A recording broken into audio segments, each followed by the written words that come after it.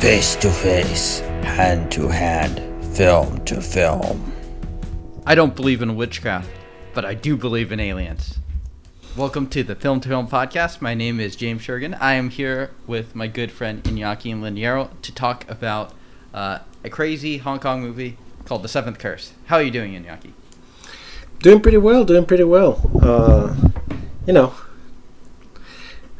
Just taking in the synthesizing what we watch together from afar. Yeah, this is one of those films that for me is a one of one. I've never seen anything quite like it, and it's one that I saw it I think about a year ago, and it was immediately like, I wish I saw this film with my friend Iñaki, and we could have enjoyed it together. Sadly, we still did not get to enjoy it together, but we both got to watch it this past week, and now we're going to talk about it. So, Iñaki, before I get into the synopsis and all the background information on The Seventh Curse, what did you think of this film? It's highly enjoyable. It's highly enjoyable. A little bit disturbing, and I don't want to use the word derivative, but like a Tarantino film, it borrowed a lot. Yeah. I mean, it's almost fun to pull out the different references here, and they're not very. A lot of them are pretty obvious references too. I mean, I'll name some here. You can chime in with what you got too. I mean, you got Indiana Jones with The Rock. You got Almost American Werewolf in London with like the transformation. Got a little bit of Evil Dead sprinkles in there. Even got a little bit of Fulci. I know you haven't seen the big gore Fulci fest, but like he's known for like his maggots and his practical effects and stuff like that. A little bit of Alien, a little bit of martial arts, and some buddy movies. I'm sure I missed about 10 of these. Any other things that I missed there? Well, I was gonna actually say two Indiana Jones. To me, actually, I feel like the biggest reference in this film is Indiana Jones' Temple of Doom. I think this is the crazy version of that. To many elements, actually. I mean, yeah, I could go on a little bit more if you want me to, but depends. Yeah. But I mean, it's been a long time since I've seen the Indiana Jones films. Correct me if I'm wrong, but the rock falling towards them—that's from Raiders of the Lost Ark, correct? Correct. Yeah. So, okay. Imagery. You definitely have that, and I've seen that. I'm assuming we're going to talk more in detail later, and that's definitely like lifted from the first Indiana Jones. However, the reason why Temple of Doom screams out at me more is actually the overall plot structure, but to a crazier level again. I mean, Indiana Jones was not did not have to use a grappling gun to fight up a Buddhist statue with Buddhist monks randomly appearing. But yes, but please continue. Sorry. No, that's fine. Well, I was gonna say but you have some crazy elements. I mean, okay, I'm gonna develop this thought a little bit. Just give me like maybe a minute to develop this thought and why I think Temple of Doom is the most inspired. So.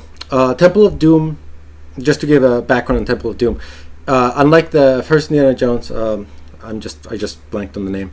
Raiders. Unlike Raiders, Temple of Doom, it was Lucas and Spielberg's take on James Bond.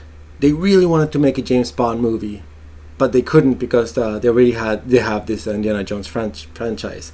So if you Temple of Doom, which is considered the second worst Indiana Jones, basically begins with Indiana Jones like wearing a tuxedo, doing swap things, and then shit happens and ends up in the jungle in India, where you have a tribe doing mystical shit and damsel in distress. This is where you have short round and all that stuff, and it's actually when you look at all the Indiana Jones, Temple of Doom is actually probably the goriest of the Indiana Jones.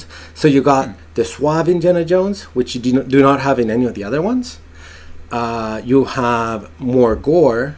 You have this tribe or sort of ritualistic elements, and the children part not so much. And I mean, Indiana Jones had the slave children, but you do also have the elements of people who can be under the control of the head wizard or whatever we want to call it. So many elements of this movie are actually, I believe, are lifted from Temple of Doom. And the Temple of Doom, I mean, like when folks... Yeah. I mean, the timeline adds up to Temple of Doom released in 1984, this film 1986, so yeah. Yeah. It seems like right in the time when you would have kind of I don't know, inspiration. Yeah, exactly. And I do think that it was heavily inspired. I don't want to say that, again, I don't want to say it's derivative, but heavily inspired. And again, right. Well, I mean, this film takes very shamelessly from its sources, and I mean, I personally don't mind that. I mean, I kind of love that it's just tossing everything against the wall in something like this. So yeah, I mean, I don't think it's I don't think you're besmirching the film to say that it is at least heavily inspired by Indiana Jones, specifically Temple of Doom. Yeah. It's been a long time since I've seen that film, so it didn't immediately come to mind. But from what you're describing, it sounds pretty exact. That was my favorite Indiana Jones when I was a kid. Weirdly enough, like I know everyone loves, Raiders or Last Crusades, but this one was the one that I loved the most because it had all the elements. A little bit of James Bond, a little bit of stuff, some magic, some fucked up stuff. I mean, so yeah. Yeah. What? Speaking of which, what do you think young Iñaki would have thought of this film when he was growing up? Do you think he would have liked this film? No, because this one has too many horror elements. So child Iñaki did not like horror to the point that Ghostbusters would be scary. Indiana Jones, Temple of Doom had actually lots of fucked up elements. Like, I mean, it had a man literally ripping hearts of people using his magic, and then turning them into like zombie slaves. But for some reason, that didn't register to me as horror. Yeah, well, it's sanitized in a very Spielbergian way, in a way that this film is probably not. Yeah, but I mean, Poltergeist is sanitized in a Spielbergian way, and that one scared the crap out of me. Sure. I mean, that's true. But I do feel like it's a bit of an oddity in Spielberg's catalog. I mean, that one is not even technically directed by Spielberg, but it is. Yeah, I don't know. Okay. Well, anyways, back to this film. It is directed by Lam Gai Kai, who is part of that very famous Cantonese baby boomer generation that is responsible for a lot of the great films to come out of Hong Kong in the 80s and 90s. He's a guy that basically only directed films for about 10 years. He originally got his start as the cinematographer for Shaw Brothers, and so, I mean, I'll explain this to you, Iñaki, as well as to some of our audience that may not be as familiar with Hong Kong cinema. Shaw Brothers, kind of the preeminent studio in the 60s and the 70s, had a big set. Lots of martial arts films and stuff coming out of that. His background was more in the cinematography and background aspects of it. Eventually kind of got his start directing, but started directing right when Shaw Brothers was basically dying and falling off. So this film is a Golden Harvest film, which is kind of Shaw Brothers' rival, and is just about when Shaw Brothers was stopping all production on their film. And so a lot of the people in this film are kind of like Shaw Brothers alumni, people that were in different Shaw Brothers films, specifically in kind of those scenes set in Hong Kong. We have the author telling the story is Ni Kwong, who is actually the author of a book of serials who are based off of like Wisely and the other character in this film. So basically it's based off of source material with the two main characters, the two male main characters kind of traversing to different adventures and stuff like that. I'm not super familiar with those, but he was a very, very prolific writer. He had over 400 film credits to his name. So he is actually the guy talking as if he wrote the book, because he did write the book. So he's kind of that guy surrounded with a bunch of like women that's describing that stuff.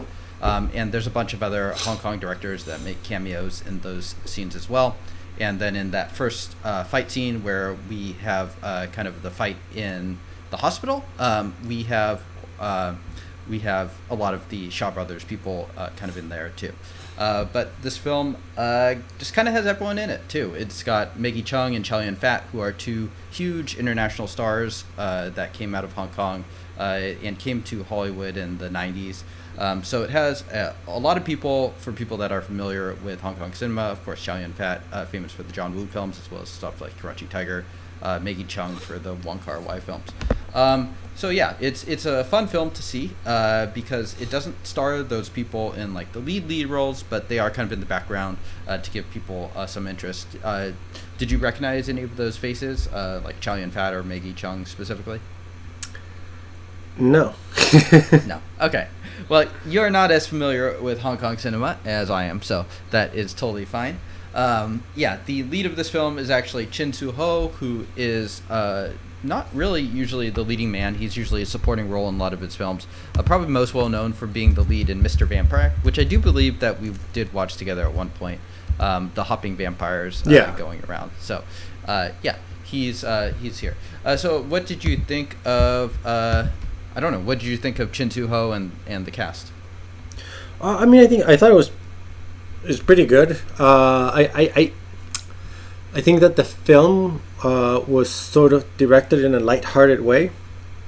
Like nothing was taken too seriously, and that's not a criticism. Like that actually made it sort of fun.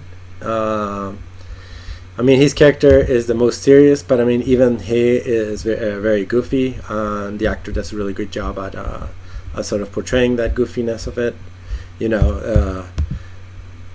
Because I mean, literally, it's. I mean, they take everything to the extreme, right? Yeah. Yeah. I mean, he basically plays young, horny Indiana Jones that is like kind of wandering around. Well, he's basically trying to break this curse. Anyways, I should get back to the synopsis of this film because I still have not done that. So the synopsis from IMDb was so bad that I just decided to skip over it. So this is from Wikipedia, I believe. Dr. Yuan attempts to rescue a beautiful girl from being sacrificed to the worm tribe she belongs to.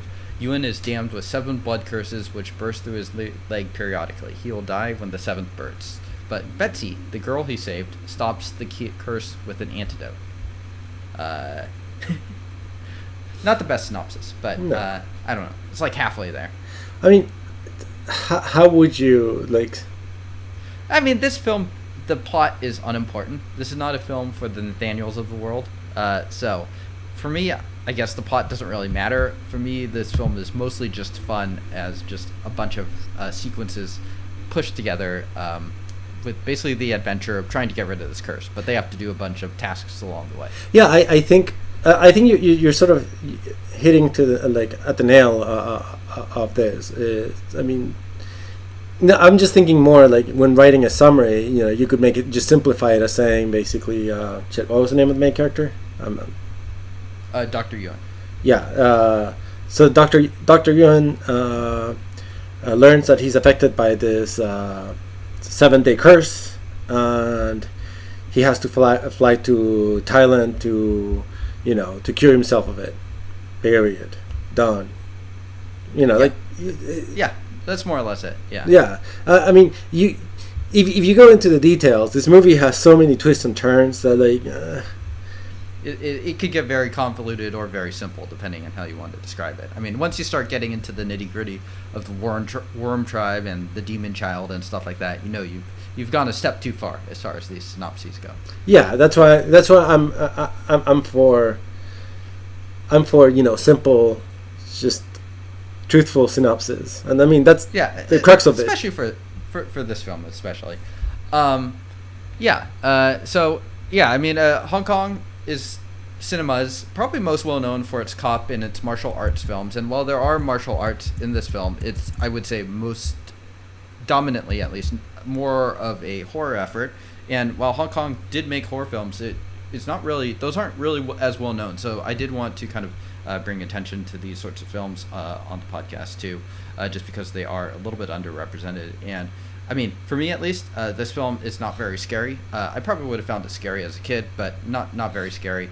I don't think very many Hong Kong horror films are actually very scary, but many of them are very, very fun, at least for me. Any thoughts on, I don't know, Hong Kong horror that you've seen, or did you find this, thoughts on the scary level? It's interesting because I think I might have seen the certain scenes from this movie. Mm-hmm. I'm just like there was a show in when I was growing up. There was a show of people that sort of watch movies while talking through it, and that was the entire show. I mean, it was a copy of the American version of it, which I do not remember the name of the American show. But anyways, it's just people watching movies that are either bad or low budget, and they talk through it. And I remember one time they just decided, instead of watching a movie, they were watching just clips of movies, and I'm pretty sure the scene where like one of the scenes that is a ripoff of Alien, but not Alien. Pretty sure I had seen that clip when I was younger. And I mean, those scenes alone, just because of the subject matter, are scary. I mean, the scene where, you know, like when the doctor, the head doctor is killed by having the maggots, turning him like whatever. Like, that's pretty fucking, that's scary. Yeah. I mean, this film has a lot of horror elements, even though I wouldn't personally call it scary. It's goopy. There's stuff coming out of other stuff that it shouldn't be coming out of. It's pretty gross at times. Like, the maggots I find to be pretty disgusting. Mm-hmm. Yeah, like I wouldn't want to be around the set at that time. So, yeah, I mean, Lam Ngai had his background in sort of like cinematography and special effects, and I do think it does show on some of these things. Yeah, I mean, I personally think that there are. I mean, it is one of those that is similar to Predator in a way, where you got it's a mix between horror and action, but I mean, I bet I would assume that this is gonna hit some people. Like as a horror, it's gonna scare some people. Probably not most people, but it's gonna scare some people. Yeah, if you're not, especially if you don't watch a lot of horror too. I mean, I think if you watch enough of these horror films too, you kind of become a little. It's a little bit harder to scare you. We'll put it that way. And yeah. I think you and I have both seen enough horror films that this probably doesn't pass that threshold. But I do agree. For some people, this could be tense and kind of scary. Mm-hmm. Yeah. I mean, like a lot of Hong Kong films at this time, and I think in some ways this is kind of the ultimate experience, even though it is really a one-for-one, is it does combine all kinds of different genres and stuff like that. I mean, it sounds weird to call this like a martial arts horror film, but it is. They have a lot of fighting. There's a lot of stunts. There's even like a lot of car and gun stunts in this film, which you wouldn't think all of these things should be in the same film together, but somehow for me, at least it does work. Did you have let's just go through some of these things. How did you find kind of the actual hand-to-hand fights? They were good. They were fun, dynamic. I also do like how they were set up, or like the set pieces were they were well set up, and at some moments surprising. However, none of them stood out too much for me, except for the Buddha fight. Yes, the Buddha fight. That's one of my favorite sequences that doesn't involve the demon child. Yeah, I think that's besides the Buddha fight, like all of the other ones are good, are at the level of what you would expect from a Hong Kong film, but they're not like they don't go beyond that. Yeah, this film has so many scenes that are worth talking about. But yeah, I mean, I think I agree. The martial arts, the fight scenes are good. Like when Dick Wei breaks in and he's got to fight with like his little instruments that he has in his home, and they're breaking all the glass. That's just like classic Hong Kong material. But they did a lot of that. I mean, we brought on Royal Warriors earlier this year to this podcast, and that film really kicks ass at a lot of these sequences. And I don't think this film ever quite rises to those levels. But yeah, let's talk about the Buddha scene though, because I think that one's I think of all of the hand-to-hand martial arts scenes, I do think that's the one most worth talking about. Mm-hmm. How did you find that scene? I mean, it's great.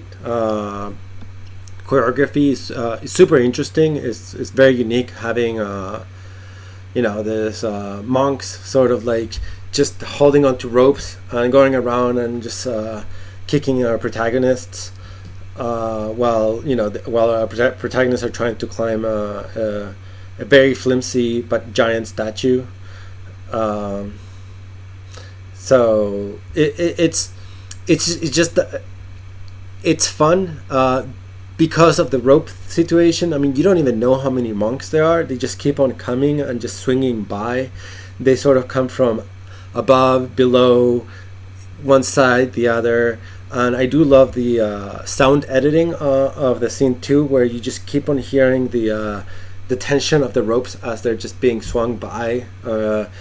It's a very well made and dynamic scene. Yeah. And where anyone can die, because I mean, except for the main character, I even thought that the Black Dragon. Yeah. I even thought that Black Dragon could die, and and at the same time, I mean, these monks, I mean, they came out of nowhere too. It was surprising. It was unexpected. It was very interesting. The choreography in general, just very dynamic, and lots of kinetic energy in it. Great sound effects, and the stakes were high. Yeah, I mean, I think it's wonderful staging. It's the only fight scene I can think of that's quite like it too, and I think it looks like it hurts too. It's just like everything is like a hard surface, or at least it's supposed to be a hard surface. So when people are like bouncing around and hitting stuff and like landing and stuff, it looks dangerous and it looks scary. And the Buddha statue is legitimately massive. So I mean, I'm sure they staged stuff, but I'm sure some people actually probably did get a little bit hurt in the filming of that too. I also really like the lighting and stuff. It's like unusually kind of moody, and you just kind of like the light coming in from above on the scene too. I mean, the funny thing, the point Nathaniel would make is this is like the second time in the movie that Dick Wei just has a whole Dick Wei, who plays Black Dragon, who is named Dick Wei, which is kind of a funny name, but he is mostly known for playing villains in films, so this is like a rare good guy part for him. But it's the second time in the film where they have a whole fight scene choreographed and they do it, and in the end he's just like, wait, we just want to get this one thing, we're actually good guys, and then they actually just resolve their issues of talking even after they have this like whole fight and stuff. But, the fight is wonderful, so I love it. I'm here for it. But it is kind of funny how they have to fight these monks, and then at the end they're just like, wait, we just want this, we're doing it for good, to fight these curses, and they're like, oh, cool. Yeah, no, it is hilarious. I mean, I did laugh out loud when that happened, because it wasn't even like, making a compelling argument. It's literally, we're going to use it for good. Oh, okay, there you go. Although, I mean, the monks themselves, I mean, in a way, on the plot-wise, what's kind of interesting, because, I mean, this movie, when it comes to the martial arts, it is fun because they come out of nowhere. Like, almost most of the martial art fight scenes, they literally feel like it came out of nowhere. Just like, all of a sudden, you're like, looking to the side, and then 1,000 people come in. And when it came to these monks, it's not just 1,000 people, but it's a bunch of monks. And are they human, or are they like spirits? Like, we don't know. I mean, I don't think they're and that sort of also added like a little bit of that. Yeah, I mean, this whole film has so many like what the fuck is happening moments. I mean, like I have the sequence going on in the background just so I can help describe it too. It's like, and then they like really roughly chop off the eyes of the statue, and all of a sudden it starts spewing out just like this red Gatorade looking substance all over them. It's like, what is that? I don't know. And then they're getting chased by the head. yeah, you don't even know where this scene was gonna go, because I mean, when actually the that part when they were like getting the actually taking out the eyes of the statue, you see the statue moving. I thought, this movie's being using stop motion, it's been using all these little elements. I wouldn't be surprised that Buddha is gonna get up. Yeah, And like become animated into like a fighting statue. yeah, or something like that. And instead, no, it didn't get up. It just spewed blood or Gatorade. But I think that, again, going back to it, like, this movie is fun because you don't know what the fuck is gonna happen next. Like, it really does. That's why I cannot say it's derivative, because it really lifts up a bunch of it's heavily inspired by a bunch of shit that came out like right before it. Yeah, But you don't know what the fuck's happening. yeah. In many ways, it is very inspired and derivative. I'll go ahead and say that. But it's also totally a one of one, where it's like you don't know where the hell it's going to go. You don't know where it's going to pull in its next reference from. And in that sense, the film is just kind of a bundle of fun there. So, yeah, I love the Buddha sequence. I don't know if it's my top sequence of the film, but it's definitely in my top 2 or 3. And definitely kind of the best fighting one. And I think Dick Wei and Chin Soo Ho, who are the martial arts performance there, are both very good athletes and very kind of talented at what they're doing, and it's just a very fun fight. Yeah, I agree. Yeah. There are also a number of gun and car stunts, car things in this film, many of which look quite dangerous. Did you have, notably, there's one where a Jeep goes flying, and there's definitely a stuntman that gets taken the hell out. Do you know what I'm talking about? This is when they arrive onto the tribes village.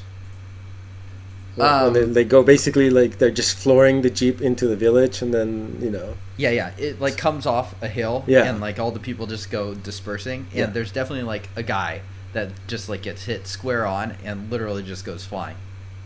But is it a guy or is it a dummy? Oh, it's definitely a guy. I've watched it a few times. It's definitely. Oh man, I probably need to see it again. Yeah, it's about at 56 minutes in, and there's just like they just go right through this village, and and it definitely looks like somebody got hurt on this thing. But yeah, any thoughts on there's another dangerous one where it looks like there's a bunch of people on top of the car, and they're like kind of driving through this like flaming village and stuff like that. When they're that also escaping. That's earlier on in the film when they unsuccessfully escape. Any thoughts on some of the ridiculous non-fighting stunt work here? I mean, they both look really dangerous. I mean, I definitely took notes on the escaping one, especially because the car sort of tips over and there is a bunch of people on top of it. The escape attempt. They're not only on top of it, but they're like shoving like sticks into the like main cabin of the car and all that. And I mean, granted, the sticks are probably not sharp. However, they're still shoving a bunch of long sticks into a car that is being driven by a person. So I'm assuming they're probably accidentally hitting that person many times, especially when the car is tipping over. I'm curious. I'm curious how many people got hurt. I know that Hong Kong is known to, in that period, it was known to have people get really badly hurt to a questionable standard, and I am glad that they don't do those things anymore. But I'm also glad that we have this in the register so we can enjoy it. Yeah. One thing I learned, actually listened to another podcast about this film. Let me think, what podcast was that? I think it was... let me think on that, actually. But apparently the standard when it comes to stunts like that, where someone actually accidentally gets hit and gets seriously hurt and they end up in the hospital, the standard is to use that cut if it's usable, just so they didn't get injured for nothing. In Hong Kong, I thought that was kind of interesting. In the States? I think that's kind of like stuntman code in general, actually. Oh. So I didn't know that, so I found that to be fairly interesting, just because I could see it both ways, where it's like if someone like gets maimed from a stunt, then you would think that maybe they wouldn't want to do that because of someone actually getting hurt. But actually, the code is the opposite. I mean, I'm assuming that if the person dies, they don't use it because that would be a poor taste. That might be true. Yeah. But yeah, if the my I always thought that I mean, first of all, like I from like I mean, I watch some episodes of this YouTube show called VFX Artists React, but they also like invite stunt doubles to watch movies, and from what I gathered on that stuff is that it's not so much that they will always take the scene where the stunt double gets hurt. They will take the whatever, because I mean, it is actually part of the job, or not part of the job, but it is a common risk that the stunt double will get hurt, even in modern movies. I mean, it's just minimizing how much they get hurt. But yeah, my understanding is not that they take the scene that they get hurt. It's more that they take whatever was the best scene. So sometimes the best scene is the scene that they got hurt. Sometimes actually that's a shit scene because them getting hurt actually ruined the scene. So obviously they're not going to use that. But yeah, it makes sense what you're saying. I mean, you kind of reminded me of the. I mean, this is a silly scene, completely unrelated to stunt doubles. Lord of the Rings. I think it's a Fellowship of the Ring. There's a scene where Viggo Mortensen, I think is the name. The guy who plays Aragorn. Huh? Aragorn, yeah. There's a scene where like something happened. He's like really frustrated, and he kicks a helmet that is on the floor, and then screams out of frustration. So apparently, what happened in real life, like he kicked the helmet like he's supposed to, but the helmets they were really sturdy and made out of actual like, iron and shit, and he broke his foot. Oh shit! And yes, he screams, and goes down, and that's the scene they used because the scream was so believable. And then they realized, oh shit, he broke his foot. So I mean, again, you use whatever is the best scene or the best take. Makes sense. All right, we're gonna switch gears here. Yes. Are you team Demon Child or team Old Ancestor Skeleton? Neither. No. I mean, the Demon Child had some silly ass sounds that annoyed the crap out of me. I love them. Like the jumping sounds. Yeah. Sounds just like someone jumping on like a bunch of lettuce or something. And I mean, if we're talking about derivative, I mean, the skeleton, once it has the body of a xenomorph, I mean, that took it a little bit too far. I was like, okay, like, That's what took it too far? Oh, I kind of love it. This is a cheap version of a xenomorph. Yeah, I mean, the skeleton looks like... I'm not going to say it's the exact same one that they had in Infernal, but it doesn't look that much better than the one from Dario Argento's Inferno. But I think it's very inspired, just the way they use it in the film. Like, they actually have a pretty decent, I'd say, fight between that and our hero, Dr. Yun. I think the skeleton is great, personally. I mean, doing skeleton work is... I mean, I don't know any of this, right? Like, but generally speaking... there was, with the skeleton, you could see that there was puppetry in some moments. Some moments it was a guy in a suit, and I think maybe a few moments they used stop motion. And I thought all three of those they actually looked really cool. I'm actually a big fan of skeletons in general, especially in older movies, because if you do it right, which I think this movie was very close to doing it right, it can look very scary. I mean, again, they also do look silly. But I do think there is something to it, especially in the skeleton. I thought the design of what it was wearing and all that stuff was actually pretty cool. And I mean, if we're comparing it with Inferno, I'm sorry, no, Inferno was crap. It was just like a guy on a fucking rubber suit.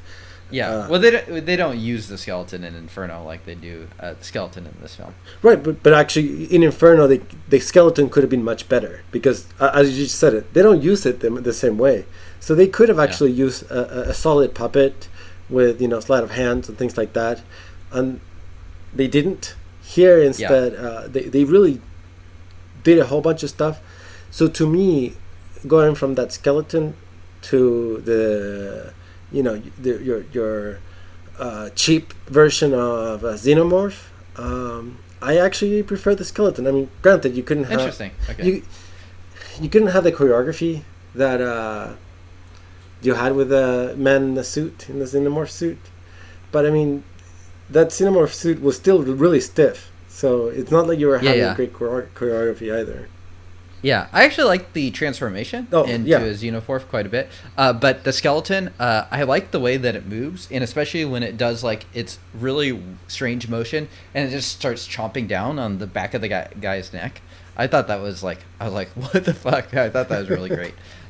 Where it's just like eating the guy, and you just have like the back of his neck spilling out. It's just like some really fun practical effects and stuff going on. It's like you just don't expect a skeleton to all of a sudden start like eating someone right in front of you. I agree. Yeah. So did you not care for the demon child then? I mean, the demon child was funny. I mean, that was a pretty good mix of like, I think they were, it was probably composited to have it flying and all that. But I mean, it was funny. It was a funny element, but it was just kind of disturbing. Yeah, I mean, dude, they had to sacrifice 100 children to get that. I mean, I think there might have been like some lying there. I think it might be a little bit like the Chinese demographic data. You just don't totally trust it 100%. That is 100 kids to make that demon baby. But for me, at least, the moment that the demon baby comes into the film, I'm mostly into the film at that point, and then the demon baby just appears out of the guy's cave. And I'm just like, what the fuck? And I'm just in all the way for this film, pretty much from that moment all the way to the end. You know what? Yeah, I agree. I mean, the demon child is probably one of the one of the most unique elements of this film. Yeah, well, I mean, especially because it just, as you pointed out in the past, like this film just has like this incredible kinetic energy in its fights and stuff like that, and I think everything in this film just contributes to that, including like the car stunts we talked about, and especially like the skeleton and the demon child. The demon child's just like flying all over the place. I'm sure they're using like strings and stuff to move it and stuff, and I just love how everything just moves super super fast, and it just has I don't know, it just feels a lot of fun, just the whole pace of this film. Yeah, I agree. I think, yeah. To me, the worst is the xenomorph. To be honest, now that we've been discussed the three main creatures. Okay. Yeah, I didn't think to separate the xenomorph and the skeleton, but if we want to go that way, I think I agree. I mean, I think there's a reason why they're putting it in the shadows so much. Yeah, I mean, I still enjoy the xenomorph. I like the transformation in particular, but yeah, I mean, the demon child and the skeleton are pretty great. Yeah, I mean, when it comes to the transformation, actually, they did a great job. They did a great job with the transformation. It's just it transformed into something lame. Yeah. I mean, it went from the kung fu skeleton to, I don't know. Yeah, like a B-rate, like kind of cross between like a Japanese kaiju movie and a xenomorph. Yeah. Like clearly a guy in a suit, but it's fine. Yeah. Yeah. Cool. Well, other things that stood out to you in this film, I think we talked about a bunch of my favorite stuff already.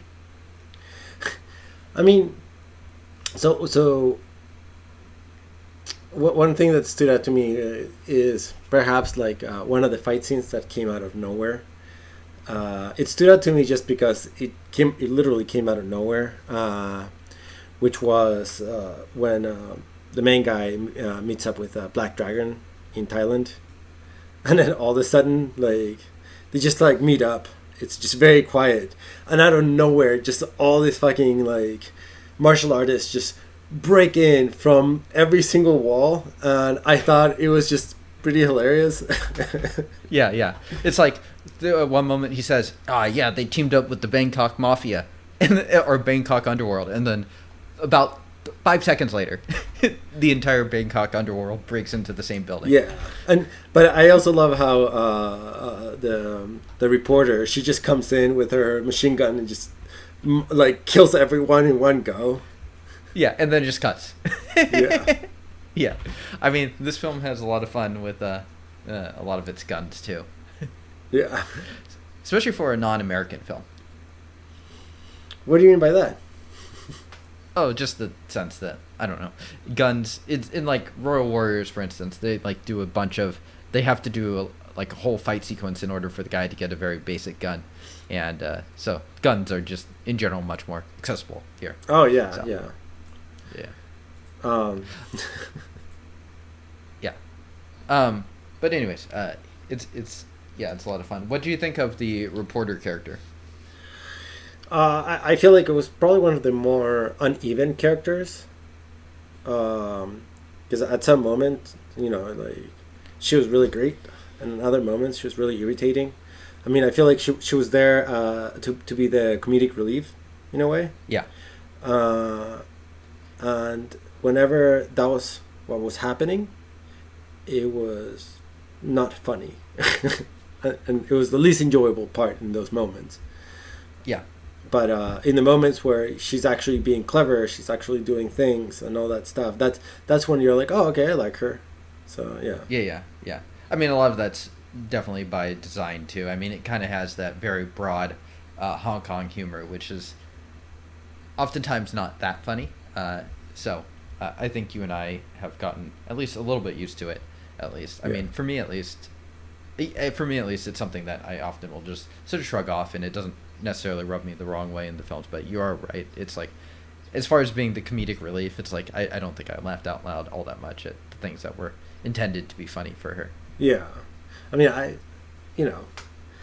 there's just so many other things that one would laugh out loud that, her scenes, her moments, like, and perhaps this is, going back to Temple of Doom, perhaps she was also sort of too inspired by the main female protagonist in that movie, and she was just god awful, just truly god awful. It's like one of the reasons why that movie's hated is because her character is just super irritating, and I think perhaps that part of that inspiration fell into her character too, because, and that's what I'm saying, she felt really uneven, because in some moments it's like very empowered and very like just an interesting character and fun character, and then other moments it's just like, I don't know, it's like, she's just loud and annoying. Yeah. So that, of course, is Maggie Cheung, who became very famous over a bunch of other films. Definitely not her finest role by any means, but she's not just 100% bad in this film. I think the actress herself is pretty good, but I agree. It is what it is. Yeah. We even get a scene where she does get possessed for about a minute or two. Mm-hmm. What'd you think of that scene? It's a good scene. I mean, very predictable, super predictable, but just good scene. Yeah, it's one of many things. I mean, the fact that there's a demonic possession, but it's probably not even on our top 12 things to mention in this film. It says a lot about the amount of things being done in this movie. Well, yeah. Also, I mean, so, I'm repeating myself here. The things that I did like about this movie were all the things that surprised me, which are plenty. Her being possessed was not one of those, and that's because it back to Indiana Jones, Temple of Doom. Indiana Jones in that movie gets possessed by the bad guy. Oh, okay. See, it's like I clearly have no memory of this film because I didn't even know. No, that's fine. And it's like a very kind of similar thing where it's just like the bad magic guy like does something off screen, and then the next time you see him, he's the bad guy and has to be woken up. And, Yeah, and I like how she like kicks the main guy and he just goes immediately flying super far. I mean, Even that was the fun part yeah. about it is that she has super strength. Again, Yeah. that's a little element where it's like, all right, at least she has super strength, and that part is enjoyable. Yeah. How did you find the pacing of this film? One thing I like about it is it's a short film. It's only 83 minutes, but somehow it has all of this different stuff going on. I mean, it doesn't stop. Yeah. I mean, what pace? It just goes and goes and goes. Yeah. I think it's great. It's a short watch, which is sometimes good. Yeah. I feel like this would be a very fun film to watch with like a midnight audience or something like that. That'd be really into it and just be. I feel like it'd be a real crowd pleaser. I mean, yeah, you could do a double feature with this on. I don't know. I'm trying to think of other ridiculous Hong Kong films. Could pick a lot. Yeah. Well, I was thinking. I mean, the most outside of this one, the most other ridiculous Hong Kong film I can remember watching is Ricky O, or no, Ricky. Oh, yeah, Ricky O. Funny you mentioned that. Did I watch that with you? No. We watched it, I think, completely separately. Okay. Well, it's interesting you should mention that because Lam Gai Kai directed that film too, and he only directed like 12 films, so it's funny you would mention that one. And that is probably the film he is most well known for, actually. I consider this one better than Ricky O, but Ricky O is more epic. Yes, I mean Ricky O is based off of a manga, and it shows. Just in a lot of stuff that's going on, and the impression that I've been given is that it's pretty faithful to the original Japanese manga, so it has a lot of those kind of like very cartoonish traits to it, which aren't necessarily totally my thing. So I do definitely prefer the Seventh Curse over Rikyo, but yeah, I mean that film has a lot of face explosions and crazy stuff going on, especially with the body and Rikyo's punches. Yeah, I mean, I just always think of how he was able to fix his arm, the tendons in his arm by just tying them.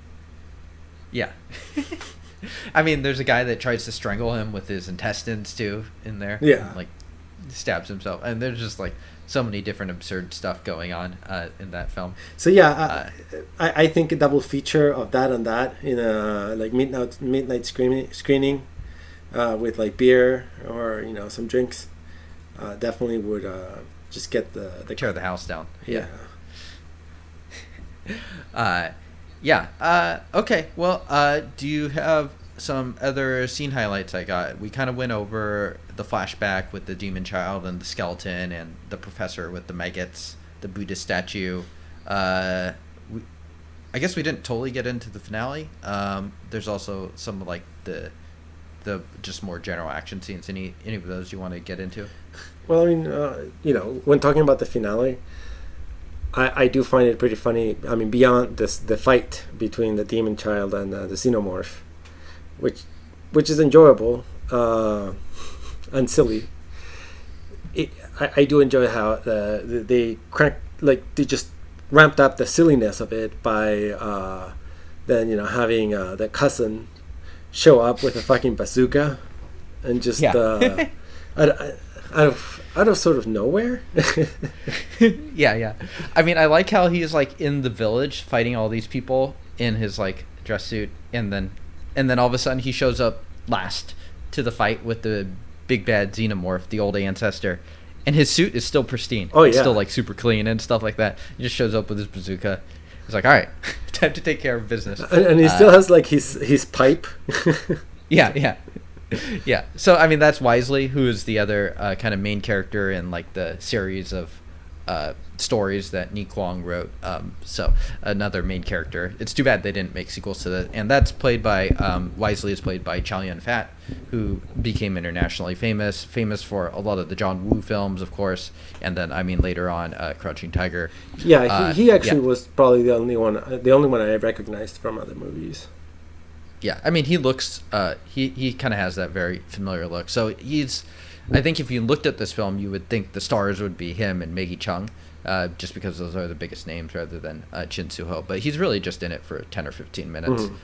Shows up at the end to save the day with the giant rocket launcher. I mean, everyone basically takes their shot at the xenomorph thing before they just give in and bazooka it. So that's kind of fun for me, at least. I mean, it's kind of stupid, but it's stupid in a way that's very consistent in this film. Mm-hmm. Oh yeah, the other scene we should probably talk about is the all the booby traps, especially in the jungle. Oh yeah. I like the one where they bring. This film just has all kinds of extras where you're just like, that guy's gonna die, that guy's gonna die, that guy's gonna die, and that guy's gonna die. Because it's like everyone that doesn't have a name is basically gonna get their shit ruined in this film. Mm-hmm. I like the one where the guy just gets like yanked straight up into the jungle and then just lets get torn apart like that, like nothing, like a machete thing. Yeah, the human body in this film is very fragile. Yeah. So definitely, it's one of those scenes where it's almost hard to describe. Like, if you haven't seen it, right? Like, yeah, it's a bit like a Vietnam movie, except totally silly. Well, I mean, to the point that they reference, right? Like the reporters, like, oh, when I was in America, I had to study all the different traps that the Viet Cong used. And you're like, what the hell? I wonder what American colleges are like in the 1980s. I mean, this is kind of like peak Vietnam War film movie. It's like post-apocalypse. Now I think Platoon came out this year, which won the best Oscar. So right. Yeah, no, for sure. I mean, this is also post what's it called, Deer Hunter, Full Metal Jacket as well. Yes. Yep. Full Metal Jacket, I think, may have been after this. Oh, okay. Yeah, but yeah, I mean, a lot of Vietnam films had already come out, so it was kind of like peak of the of that era of filmmaking. How about the villain? How do you like the villain played by Elvis Sui? Silly. Definitely. It's just, I mean, 100% a caricature. This is one of those movies where if you're trying to find a deep meaning of things, you won't. It's just, what? This is the bad guy, and he's the bad guy from the second you see him. You're like, okay, this is the bad guy, and that's pretty much it. Yeah. Yeah, I mean, he definitely ramps it up as far as like the giggling and like I don't know. Yeah, he hams it up basically. Yeah. Which is, I guess, what this role would basically call for. Okay, well, I think that is most everything that I have on my list. So if you have anything else, now is the time.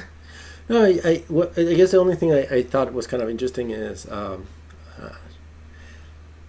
mean, I guess I need to watch more Hong Kong films and Chinese films. I think this is the second movie where most of the events happen in a foreign country that is not, Hong Kong. And I thought that was kind of, it's culturally speaking, I do like seeing how the Cantonese folks would see more underdeveloped places. Yeah, it's not always the most flattering. You could see this film as also part of an unofficial series that I've seen some people call "Don't Go to Thailand." Or "Don't Go to Southeast Asia," where basically people go to Thailand and basically get like witchcraft and curses and stuff like that. Yeah. There's like a film called Witch from Nepal.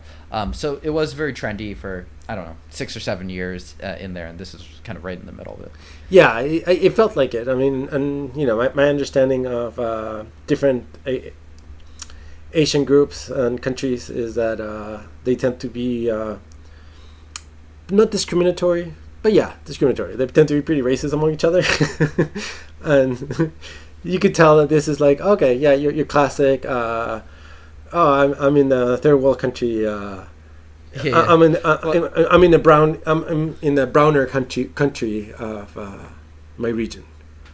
I mean, it's definitely true. I mean, there's definitely like a era of that. I mean, not to mention that there's at one point where they're like, Black Dragon and Dr. Yuan are trying to decide who to save. They're like, should we save the 100 children? Or should we save the Maggie Chung reporter character? They're like, let's save Maggie Chung. Yeah. And then meanwhile, they just see like all these kids that are just like, and they get tossed into like the meat trough. You actually see it too. I know. You're like, oh, they're just getting tossed down there into like a lower pit or something. But nope, they're like going straight into the grinder. I mean, it's pretty hilarious. At least for me and my messed up sense of humor, I do find it pretty funny. But yeah, no, it is. And it's hilarious because Black Dragon is what it's like actually, a member of the tribe where the children are from. So you would think that he would at least, like, all right, the Cantonese guy, yeah, he's not going to do anything. But you would assume that, the Thai tribesman would actually try to help. No. It's like he cares more about a reporter that he just met. Yeah, and then like immediately after they're like, Black Dragon, you are a good friend. Yeah. And they sort of do like their predator shake. I mean, it's bad, but it's good. Yeah, I know, out of nowhere. Yeah, I almost want to see more Hong Kong films. Again, set in other in other underdeveloped countries. Not even underdeveloped. I mean, like Thailand, I don't know how developed it is in comparison to Hong Kong back then. But Hong Kong actually back then was a colony of England. So yeah.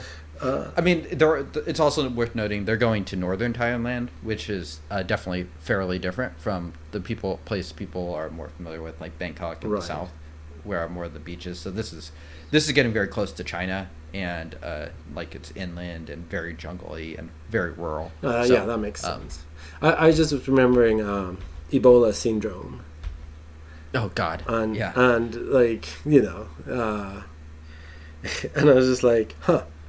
Because it's always interesting to we always think of like how racist we are, or like by we I mean Western countries when they're making films set in other less developed nations, and it's always interesting to see how racist other countries are.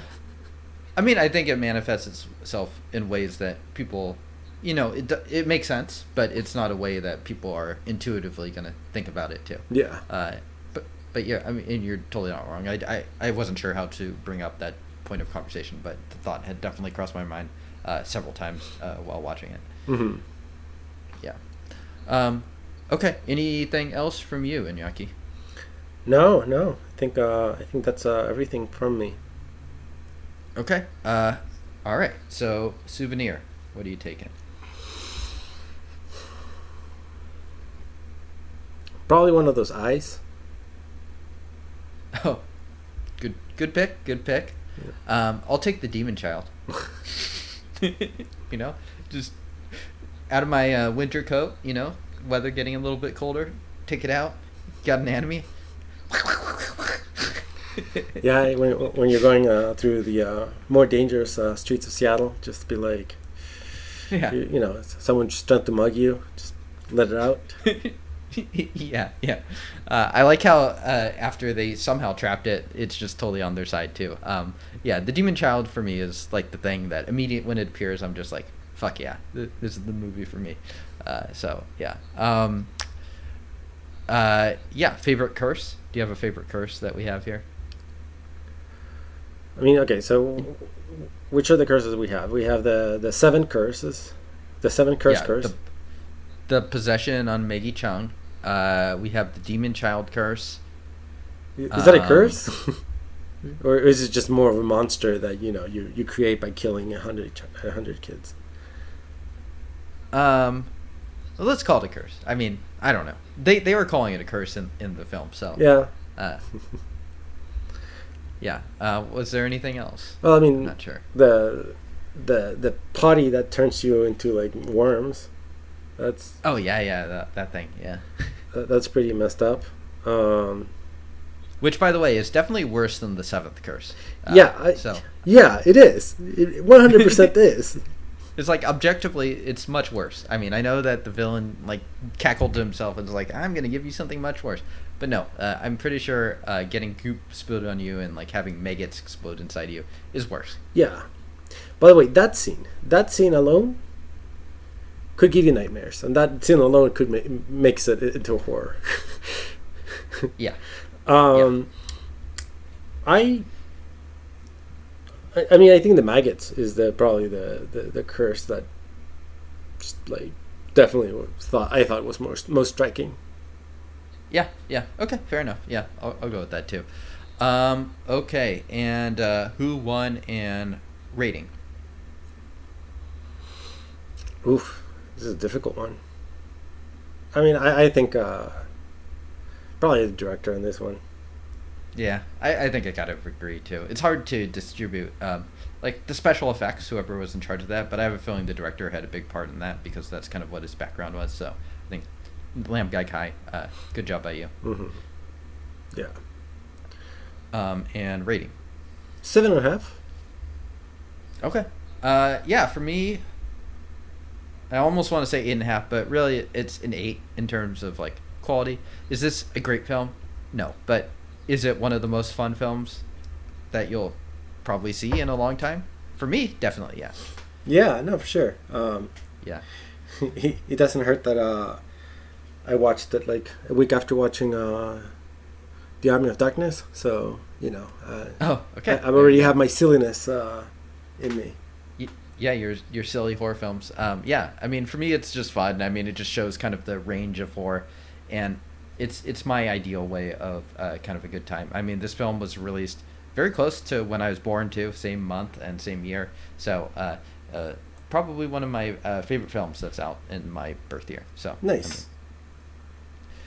All right. Well, that wraps up the Film to Film podcast for this week. Thank you, Iñaki, for watching this film. Thank you, everyone, for tuning in. You can send emails to us at zafilmtofilm@gmail.com, as well as tweet to us at zafilmtofilm. We will see y'all next time. See you next time.